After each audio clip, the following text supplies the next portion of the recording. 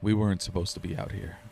Not because it was illegal or fenced off or some the government doesn't want you here thing. It was just one of those places locals talk about like it's weather. You don't hike that trail after 4. You don't camp by the creek. If you hear someone calling your name, you keep walking like you didn't. Everyone has a version why. My friend had all of them saved in his head like tabs he never closed. Dude, I'm telling you, it's not even a hard trail. It's basically a loop. We're in and out. I stood under the wooden kiosk at the trailhead and stared at the map like it might change its mind and become comforting. Pine Hollow Loop, 3.8 miles. Elevation gain, 640 feet. Last water, Sage Creek, seasonal. Below it was the warning board. Weather, ticks, black bears, and a bright red sign that said, carry out trash, no fires, stay on trail. Standard stuff. Then, lower down, someone had carved into the wood with a key or a knife, the letters deep enough to catch the light. Don't listen. I stared at it a little too long. My friend saw me and smiled like he'd won. See? Haunted. It's graffiti.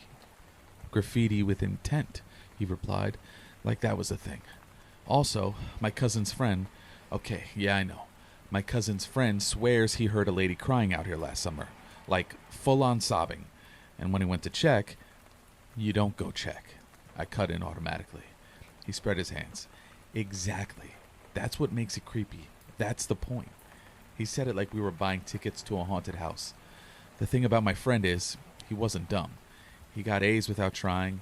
He was good at sports, had common sense, most of the time. But he had this itch, like he needed to prove scary stories were fake by walking straight into them. You told your mom you were at my house? He rolled his eyes. Yes, and I told my dad we're getting fresh air. Relax. Fresh air. I repeated dry. Fresh air with lore, he said, grinning, and started down the trail before I could argue again. I followed, and the gravel lot disappeared behind the trees. At first, it was normal. Pine needles underfoot, sun through branches. A couple squirrels doing their usual, I'm going to throw an acorn at you routine. The trail was well worn, wide enough for 2 people if you didn't mind brushing shoulders. We talked like we always talked when we were trying to make time pass. School, a teacher we both hated. How his older brother was probably going to flunk out of community college because he spent more time benching than studying. He kept tapping the side pocket of his pack like he was checking something. Eventually, I realized it was his phone. No service, I said, because I could see him trying to pretend he didn't care. He made a face. My dad's going to say this is nature healing my screen addiction. Your dad texts you 8 times a day. That's love, he said, and then like a magnet, the conversation swung back to the place. You ever notice how every town has a don't go in the woods spot? Yeah, because people get lost in the woods. No, like a specific spot. Like there's always a bridge or a creek or a trail that everyone agrees is weird. Maybe because people like making stuff up, I said. He walked backwards for a couple steps, hands spread like he was presenting a case. Okay, but answer this. Why do people always hear voices? Like the same thing. Crying, someone yelling your name, a baby. It's always the same.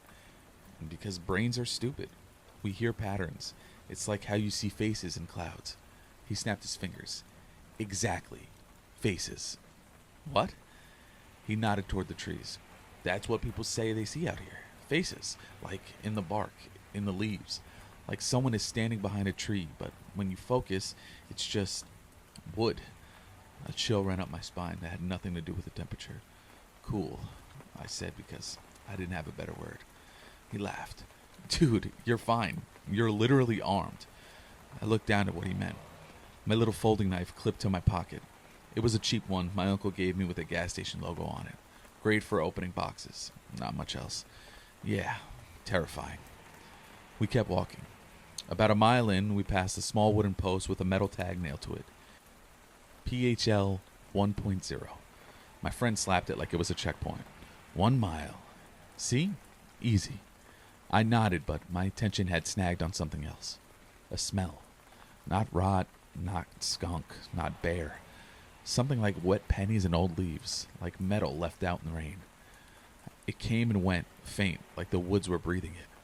After maybe 20 minutes, the trail narrowed. The woods got thicker. The air changed. It wasn't colder, exactly, but it felt heavier. Like the wind didn't move here the same way. The sound of our footsteps got softer, muffled by moss and damp earth. That's when I had the first "I'm being watched" moment. It wasn't dramatic. No twig snap, no shadow darting, just a feeling. Like someone had leaned closer behind you in line and you could sense the space changing. I glanced back. Nothing. Just a path curving away, empty and green. "You good?" my friend asked without looking back. Like he could tell I'd slowed. "Yeah," I lied. "Thought I saw..." "Never mind." He smirked. "Face in the trees? Shut up." He chuckled, pleased with himself, and we kept going. Another 10 minutes and I saw it again. Not a full person, not a clear shape. A face, or what my brain insisted was a face. Pale and flat between two trunks off to the left, half hidden by fern fronds. Just enough contrast to look wrong, like skin where there shouldn't be skin. I stopped walking without meaning to. My friend took a few steps before noticing, then turned. "What?" I stared. The face didn't move. It didn't blink, it just was. My throat tightened. "Do you see that?" He squinted in the direction I was looking. "See what?" "Right there," I said, pointing. He leaned slightly, then shrugged. "Bro, that's a light patch of bark." "That's not bark," I said, and I hated how small my voice sounded. He walked closer to the spot like he was approaching a museum exhibit. "It's literally bark." As he got within 10 feet, the face disappeared. Not like it ran, but like it stopped being a face the moment the angle changed. It became just trees and shadow. He turned back to me with the same grin. "Faces in clouds, remember?" My heart was still pounding. "Okay, yeah, sure." He didn't let it go. "You're spooking yourself." "Whatever." I forced my feet to move again. We reached a clearing maybe 5 minutes later. It wasn't a big open field or anything, just a spot where the trees pulled back and the sun had space to hit the ground. There were rocks and a fallen log and a patch of grass that looked weirdly untouched, like no deer ever stepped there. A second trail marker stood at the edge of it, half tilted. PHL 1.8. My friend dropped his pack with a dramatic sigh. "Break time." I hesitated, scanning the tree line. Nothing. Normal woods. I told myself to stop being weird and sat on the fallen log. He pulled out a dentless stainless steel water bottle with a bunch of stickers on it, one of those Hydro Flask knockoffs, and drank like he'd been dying. I had a cheap, crinkly plastic water bottle from a gas station, the label half peeled off because I'd been fidgeting with it. We drank water, passed a granola bar back and forth like we were splitting contraband. For a minute, I felt stupid for being on edge. The clearing was warm. The sun made little bright spots on my friend's hair. It felt like a normal Saturday again. "Okay," my friend said, wiping his mouth with the back of his hand. "So, the legend." I groaned. "Here we go." He ignored me. "The legend is that there used to be this settlement trail, like 100 years ago. People would cut through here to get to the old mill." "You mean the mill that's gone?" "Yeah. And there was this family, again, I know this sounds like campfire, who got lost in a storm and froze out here. The mom was screaming for help and the dad went looking and..." He stopped mid-sentence. His face changed. Not scared yet, just confused. "What?" I asked. He held up a hand like he was listening. I listened too. At first, I thought it was my ears adjusting. Then I realized it wasn't that. Everything had gone silent. No birds, no bugs, no wind. Not even that faint leaf shimmer sound you don't notice until it's gone. It felt like someone pressed mute on the world. My skin prickled. "What the..." my friend started. A sound came from the woods. Not close, not far. A scream.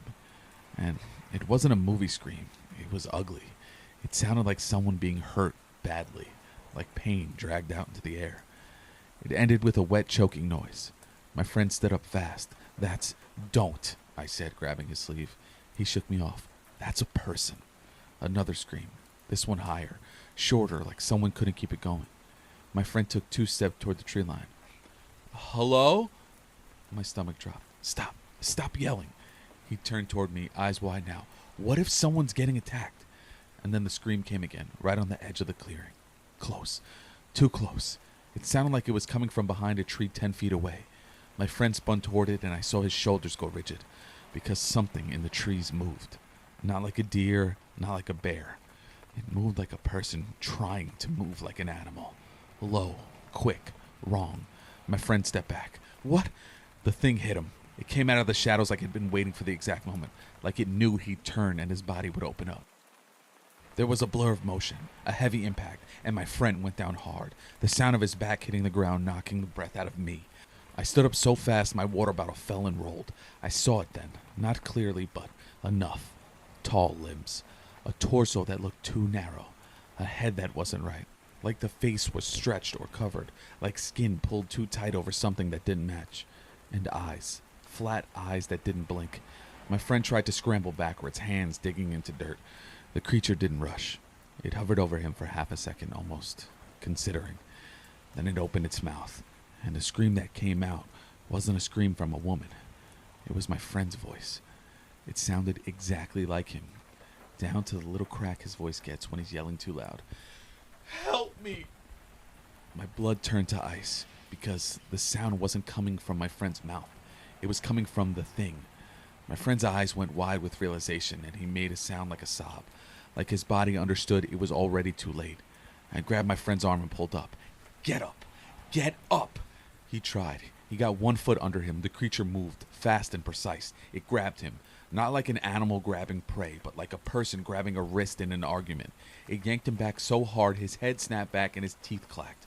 He screamed for real this time, a high, raw sound, and his nails tore through the dirt as he tried to hold on. I lunged forward without thinking and swung my pocket knife. I didn't even aim well. I just stabbed at whatever I could reach. I hit something. The blade sank in a wet resistance and then slid out. The creature turned its head toward me, not angry, curious, like it hadn't expected me to do that.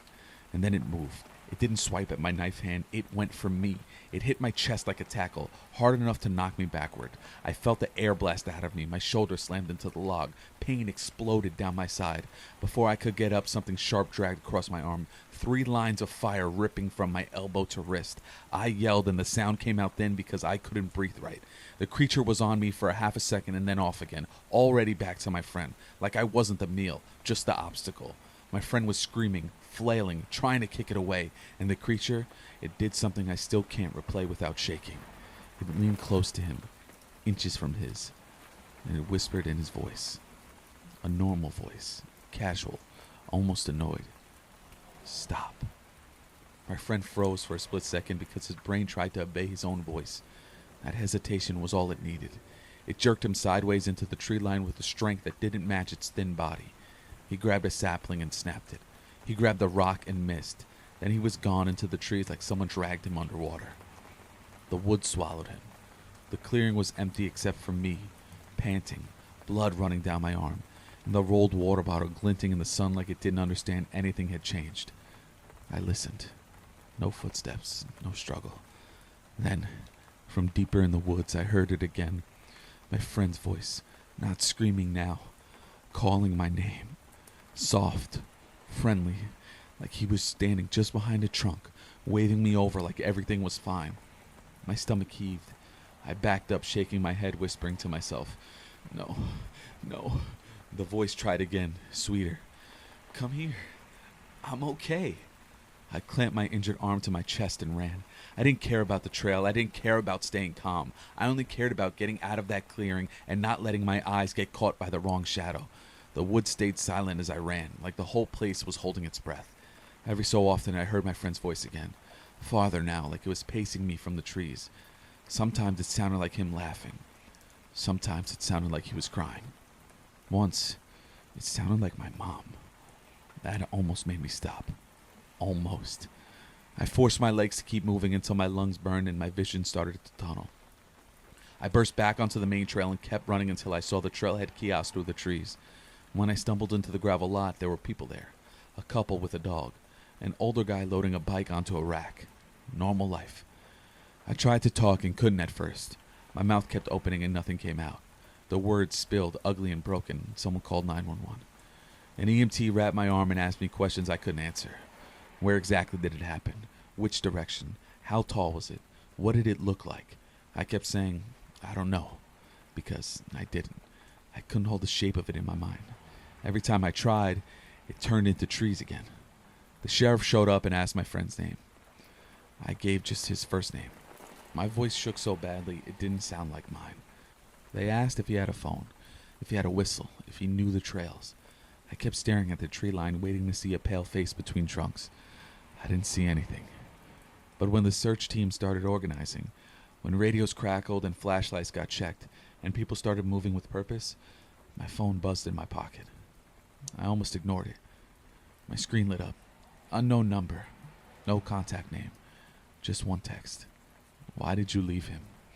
And beneath it, an audio message attachment. I didn't open it. I didn't have to. Because before I could even think, my phone speaker crackled. Just a half a second of sound, like it played by itself. My friend's voice, close and clear, whispering like he was leaning toward my ear. Come back. I threw my phone into the grass so hard it bounced. Everyone stared at me like I'd lost it. Maybe I had. Because when I looked back at the woods, I swear, just for a second, I saw a face in the trees. And it smiled.